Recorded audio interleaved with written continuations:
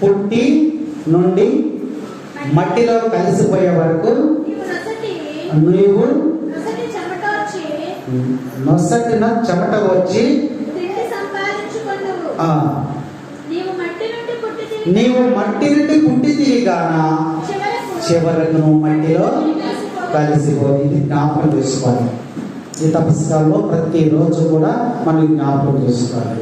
కాబట్టి ఈ యొక్క తపస్కాలంలో మనం చేసేటువంటి పనులు ఏంటంటే 3 కార్యాలు మనం చేయాలి. ఈరోజు సువిశేషంలో మనం చదువుకున్నాం 3 కార్యాలు ఏంటవి? ప్రార్థన, ఉపవాసము, దాన ధర్మములు. ఇది చెప్పడం చాలా తేలిక, ఆచరించడము చాలా కష్టం.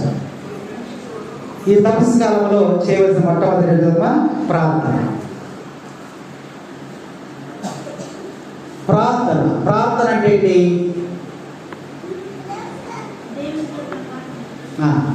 తపస్కారంలో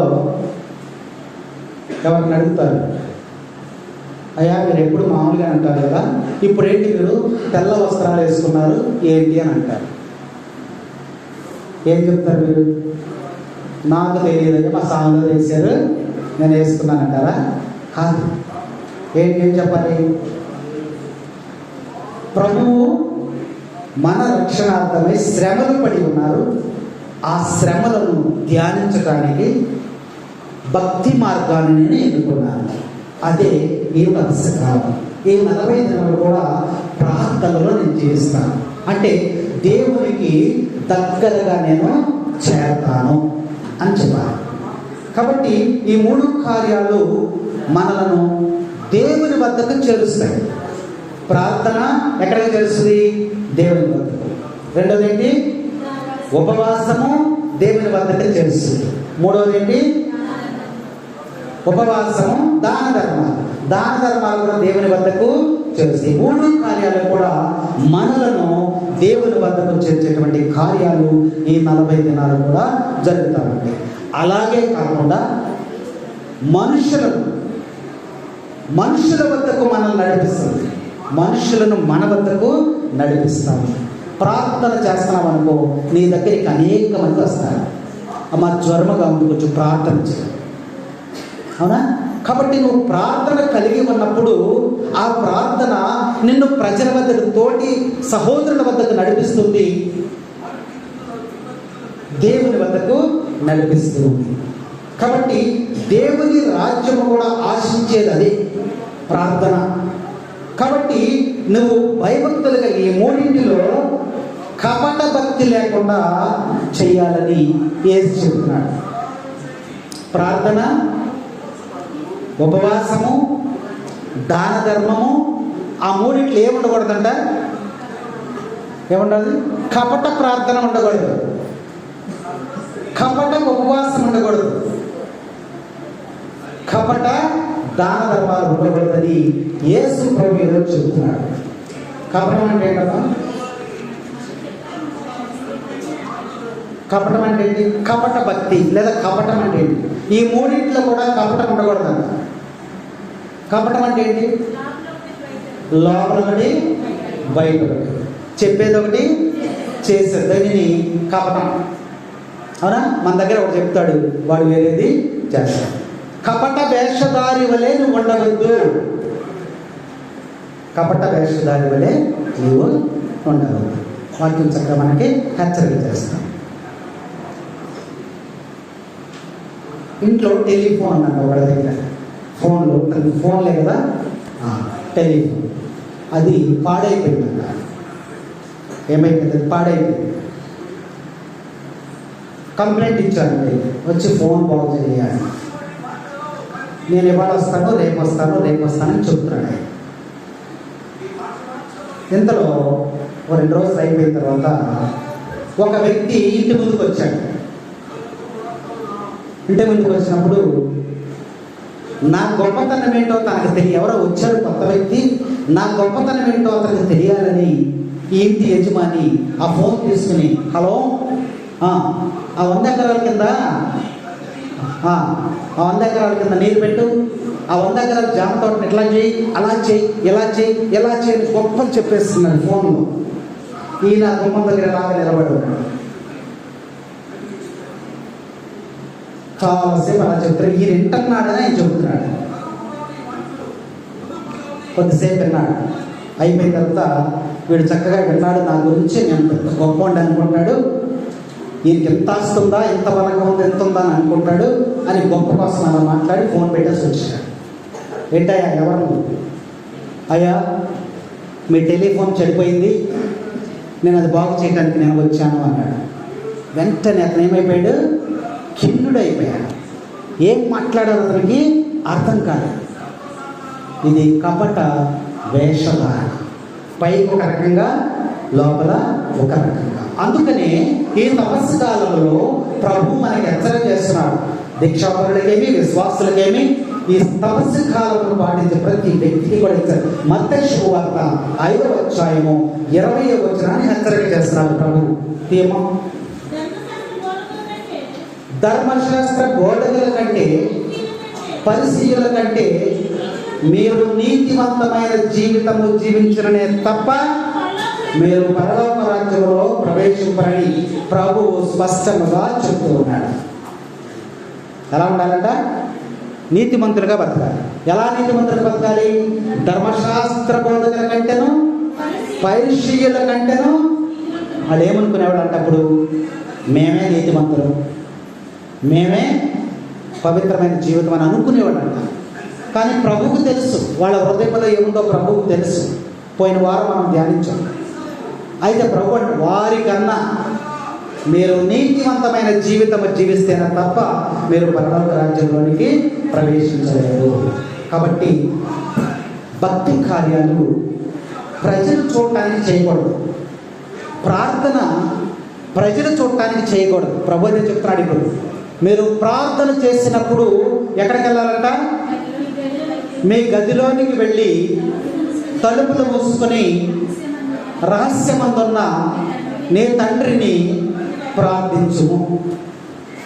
ఏం చేద్దాం? గదిలోకి వెళ్ళిపోయి తలుపులు వేసేసుకున్నావా? వెళ్ళిపోదాం గదిలోకి కాదు.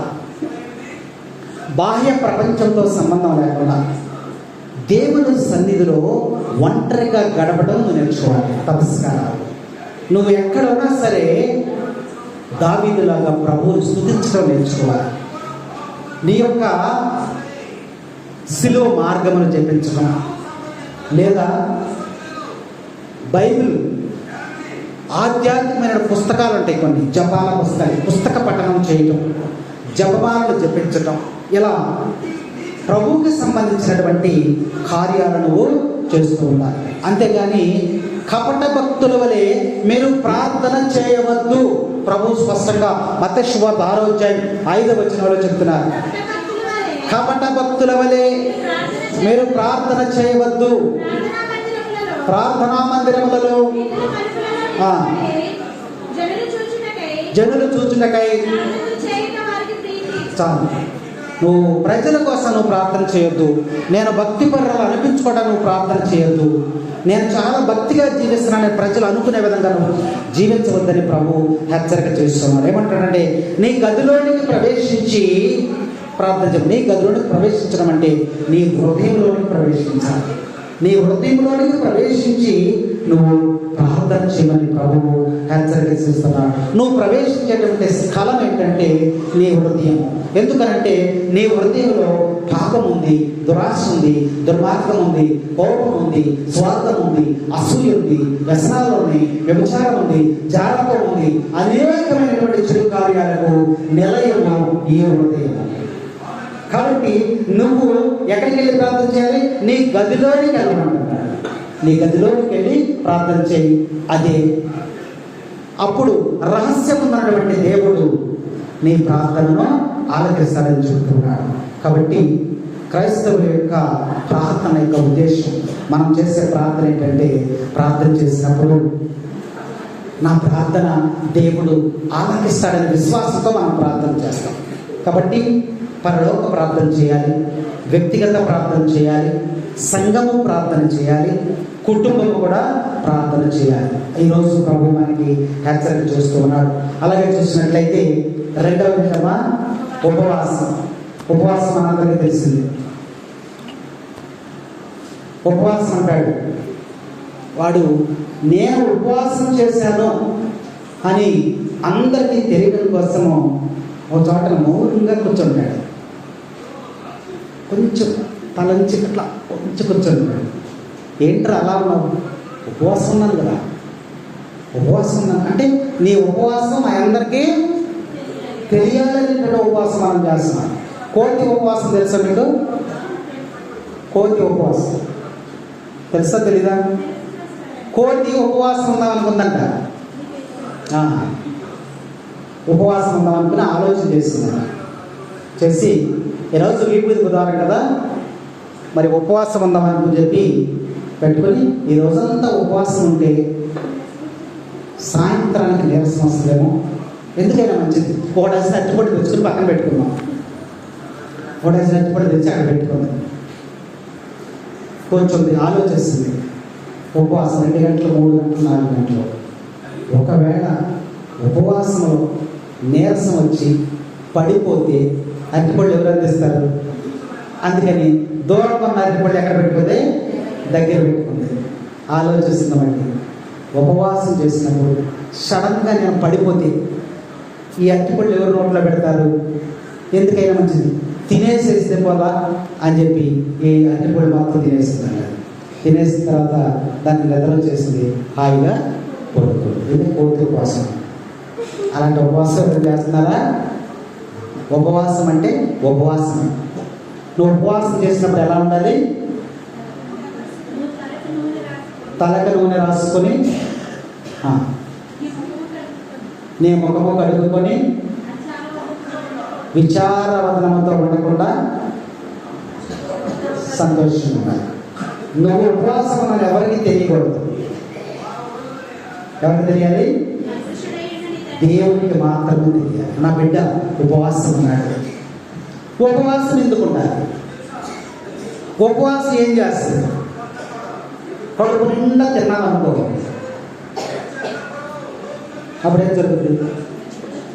అమ్మా నిద్ర వచ్చారంట. ఆఫీసులో నిద్రగా తోలుకుంటారా? దొరికారు కదా.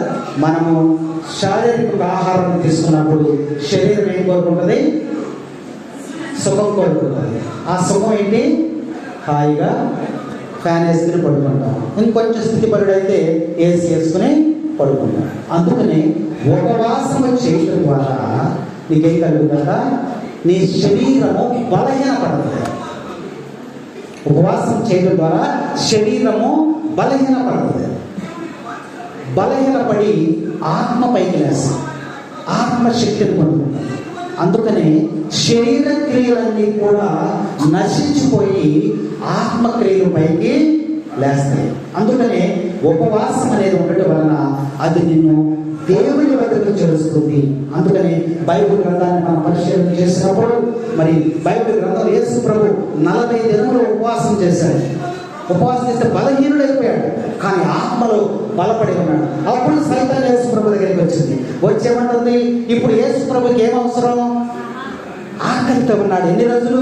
40 రోజులు ఆకలితో ఉన్నాడు. అందుకనే సైతాన్ వచ్చేమంది, యేసు ప్రభువా, నువ్వు 40 రోజుల నుంచి ఆహారం లేదు కదా, బలహీనంగా ఉన్నావు, ఈ రాళ్ళను రొట్టెలుగా మార్చుకోమన్నాడు. చేసుకుంటే సైతాన్ మాట ఏంటంటే, కానీ వినలా.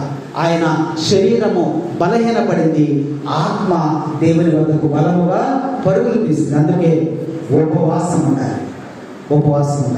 ఉపవాసం నేను దేవుని వద్దకు నడిపిస్తాను. అయితే ఏమిలో ఉపవాసం ఉండాలి? భోజన ఉపవాసం.